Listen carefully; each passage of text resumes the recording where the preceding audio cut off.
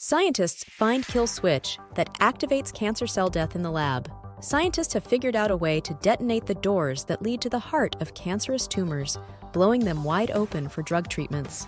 The strategy works by triggering a timer bomb on the cells that line a tumor's associated blood vessels. These vessels control access to the tumor tissue, and until they are opened, engineered immune cells can't easily gain entry to the cancer to fight it off. The timer bomb on these cells is actually a death receptor, called FAS or CD95.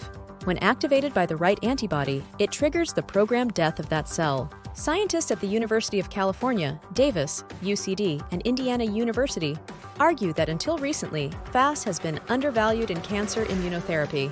In recent experiments using mouse models and human cell lines, scientists at UCD have at last identified specific antibodies that, when attached to FAS receptors, effectively trigger self-implosion.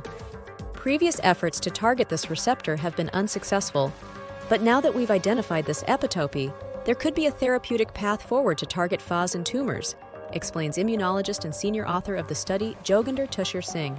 The antibody that binds to this epitope, a specific part of the death receptor, essentially represents the kill switch for the cell. Once this immune checkpoint is blown open, other cancer therapies like CAR T therapy can gain access to more of their targets, which are often clumped together and hidden within the tumor. In recent experiments at UCD, scientists developed two engineered antibodies that were supremely effective at attaching to FAS receptors and causing bystander cells to self-implode.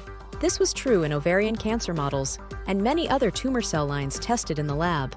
But most importantly, this sets the stage to develop antibodies that activate FAS, selectively kill tumor cells, and potentially support CAR T-cell therapy in solid tumors. Follow AID for more fascinating news and updates. Thanks.